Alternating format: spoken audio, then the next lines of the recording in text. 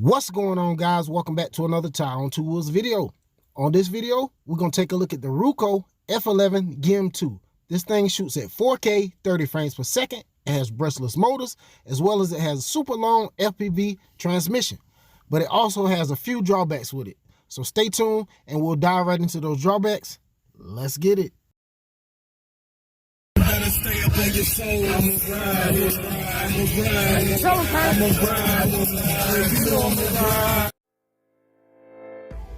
Well, first thing I would like to say, guys, I am very impressed with the camera quality. When I went out and shot the videos, of course, all the video footage was saved to my phone in 720p, so the video quality wasn't looking that well until I got home and I checked the SD card. It actually blew my mind, guys.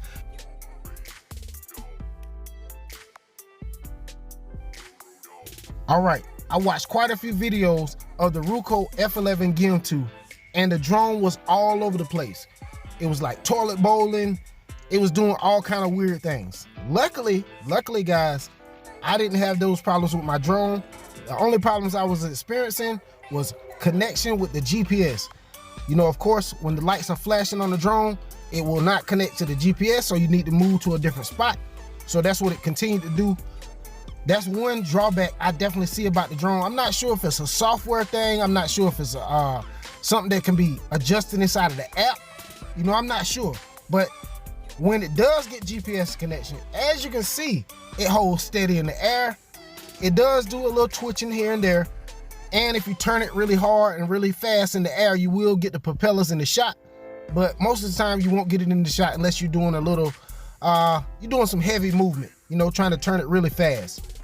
But guys, this thing, I'm not gonna lie, you know, at first I was like, man, it's not gonna be that well because all the videos I saw before. But when I took it out, I'm gonna be honest, when I took it out, it did quite well. But of course, I did take it out. I tried to fly the altitude mode. Guys, do not fly this drone in altitude mode. I highly recommend you do not fly this drone at altitude mode. That is the worst thing you can do. If you do fly it in altitude mode, just know you better keep your hands on the sticks because the drone, it may start toilet bowling. That may be what those guys were experiencing, but I'm not sure. All I know is when I put it in altitude mode, it started to back up and it was just backing up away from me. And it just kept backing up. So I brought it forward, it just kept backing up. So I'm not sure what was going on with that. So I tried to click it back into GPS mode and it continued to do the same thing. So I had to land it, of course, and take it to a different spot and then get my GPS signal. Once I got my signal, it took off, it flew no problems. It didn't have any type of toilet bowling. It didn't do anything, guys. It did do a little twitching here and there in the high winds. This thing is level, it said it's rated for, this thing is supposed to be rated for level 7 wind resistant. Do I think it's level 7 wind resistant? I'm not sure, guys. The jury's still out on that one. But I do know in some winds, it does move around a little bit, but I had it in camera mode. I didn't have it in normal mode or sport mode. So I think in normal or sport mode, it may have a little more power. That way, you know, it won't move around in the wind. But I mean, guys, for no optical flow, I mean, it did pretty good. As you can see, what do you think? Let me know in the comments below.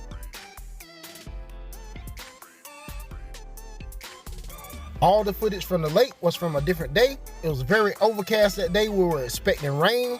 So I decided to get the drone up right before it rained. And if you like what you see here, I do have discount codes and links where to purchase down below.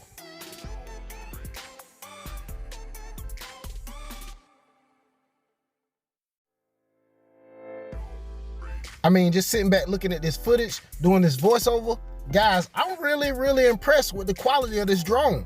You know, like I said, it does have drawbacks. Connecting to the GPS is the main problem I saw. You know, other than that, it flew fine. But if you try to fly it in altitude hold mode or altitude mode, whatever you want to call it, you make sure you keep your hands on the sticks because guess what? That thing will get squirrely. It'll start backing up towards you. You know, I did have an accident. I did try to fly it, force it to fly. I flew it in altitude hold mode. altitude mode, whatever you want to call it, and it backed up into the house. That was an issue I had. So it didn't crash. It backed up into the house, but it didn't crash. It went down, and luckily I was able to save it. I did damage my propellers, so I just swapped out the propellers. And as you can see, this is the footage afterwards, you know, because I did do that at nighttime, you know, because I was trying to do the most, trying to fly it at night, you know, trying to force it up in the air just to fly it around my backyard, and it will not get GPS signal.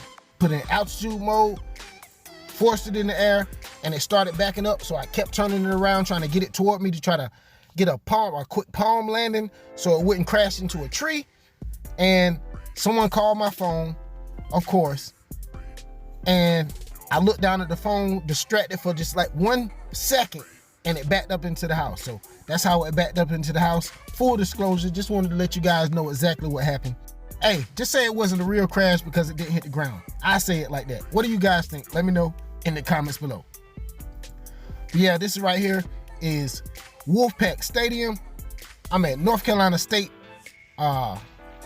football stadium. This is Carter Finley Stadium. I'm just checking out the scenery, guys, showing you guys exactly what you can do, the capabilities of your drone. If you purchase this thing, I mean, it's very capable. You can map out nature walk trails. You can map out hiking trails. You can map out your fishing spots. You can, of course, you can go check out the stadium. I don't recommend you flying it over people because this drone, it doesn't meet the requirements to fly over people, you know? So I don't recommend you flying it over people. And it does have to be registered with the FAA, by the way.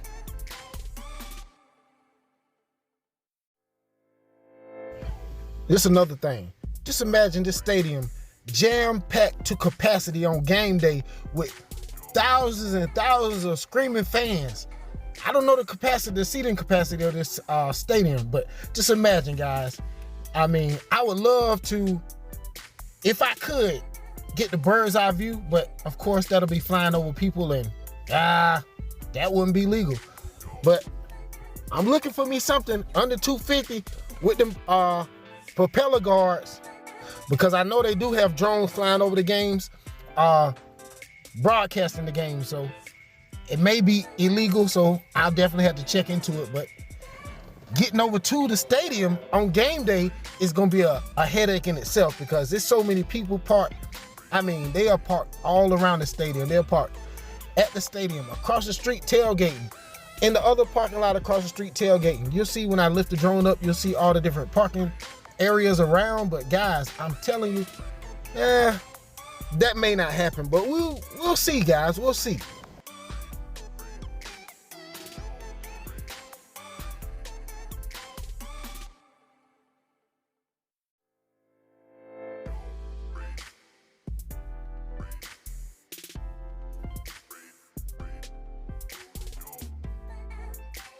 All right, guys, let me know in the comments below, what are your thoughts on the Ruko F11 Gim 2? I'm highly impressed with it, guys. I thought it was gonna be a piece of trash. I thought it was gonna be toilet bowling. I thought it was gonna be a dangerous drone. I'm not gonna lie. I'm shockingly surprised, guys. I'm almost at a loss for words. I mean, really, guys, this thing actually surprised me of how well it's actually performing. But yeah, guys, I'm just out here at the stadium. Like I said, in the background, we got PNC Arena.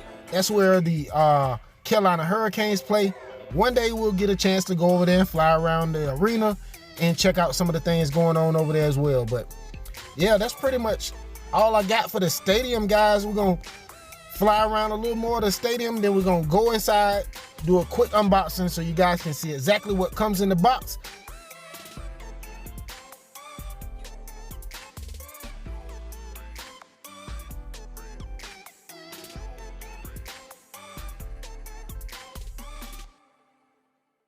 Now I'm editing this video, I'm looking back at it. I probably will do a follow-up video, just go out and fly the drones around the stadium and compare the quality of all my drones, you know, just flying around the stadium. But this one right here, guys, I'm very impressed. And if you're interested in purchasing one of these, like I said, the links will be listed down below, as well as the discount codes.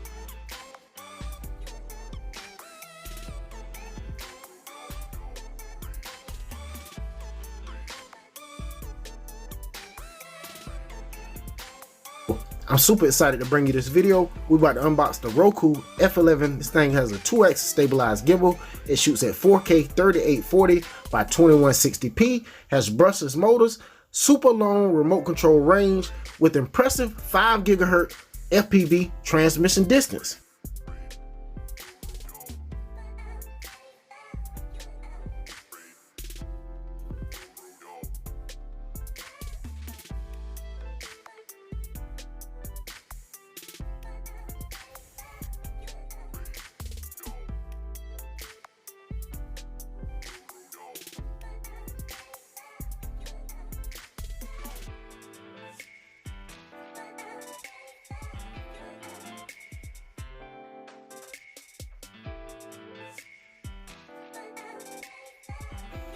Guys, I'm highly impressed with this F11 Gim 2 Pro box. If it flies and looks as good as the box does, man, this thing will be A-OK in my book.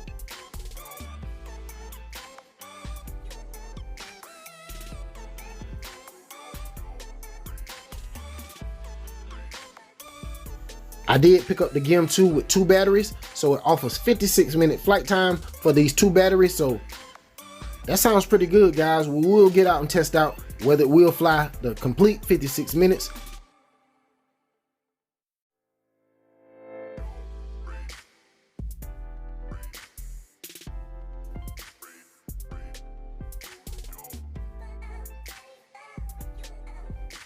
All right, here's the storage travel case. It has a company name on it, has the 2 zipper options, along with a rubber carrying handle.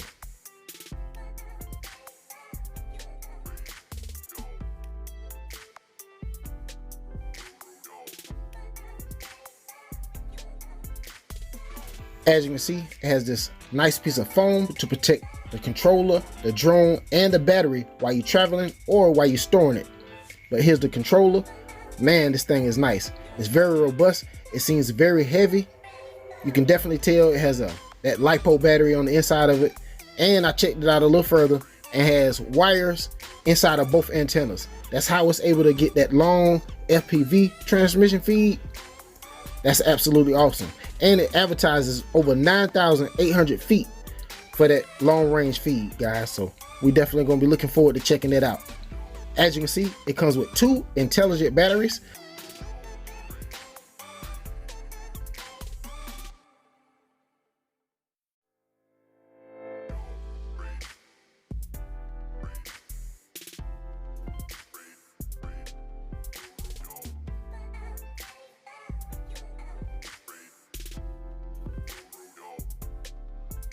All right, the drone plastic seems to be a high quality plastic. It seems to be a higher quality plastic than a lot of the drones that are on the market today. But we still haven't flown it, so when we get out and fly it, that'll determine how good the drone is. But the quality of the drone, the quality of the controller, the intelligent flight batteries, everything seems to pan out and seems to be awesome. All right, so I'm checking out this 2-axis gimbal with image stabilization. Even though it does have only 2 axes, it has dampeners as well to help prevent even more jello when you're out flying.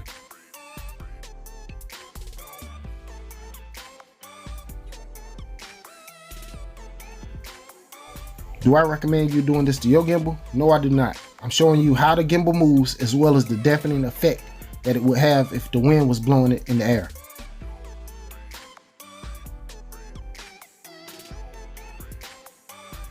Right here on the side, this is where your SD card will go.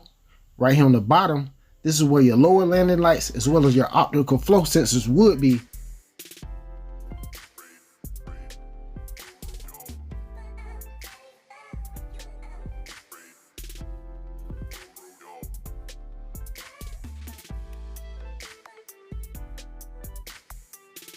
Right here on the side, this is the charging port for the battery. On the top, of course, is the power button for the drone. So let's power this thing up so you guys can see the lights. You know, let's check out the lights really quick.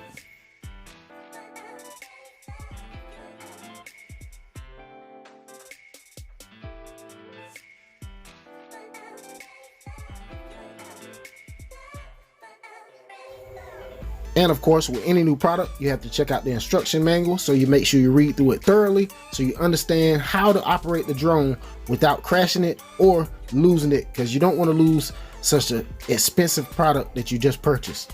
But it comes with 2 chargers, extra propellers, as well as the instruction manuals.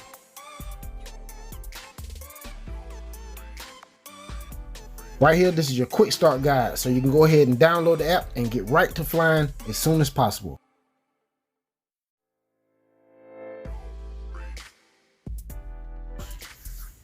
Even though it is pretty gloomy outside and I do have the lights off, the lights are pretty bright.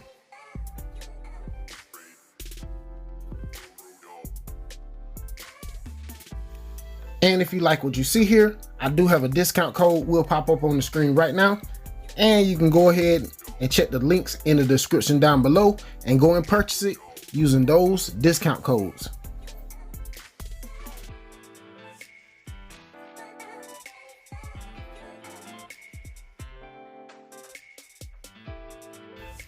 Now let's check out this controller. Let's power this thing up and let's see how long it takes for the drone and the controller to connect.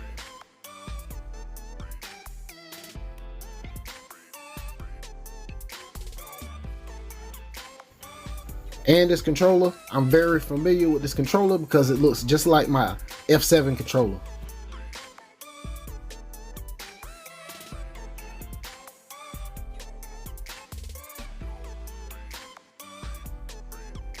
I'm not gonna lie guys, I'm highly impressed with this drone and I can't wait to get out and fly it.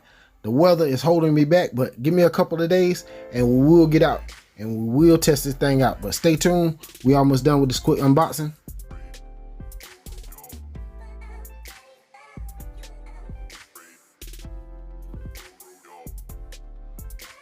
Of course, you'll be able to tell when it actually connects to the controller. As you can see, the colors on the drone actually change from red to blue, and then it turns to like a purplish pink.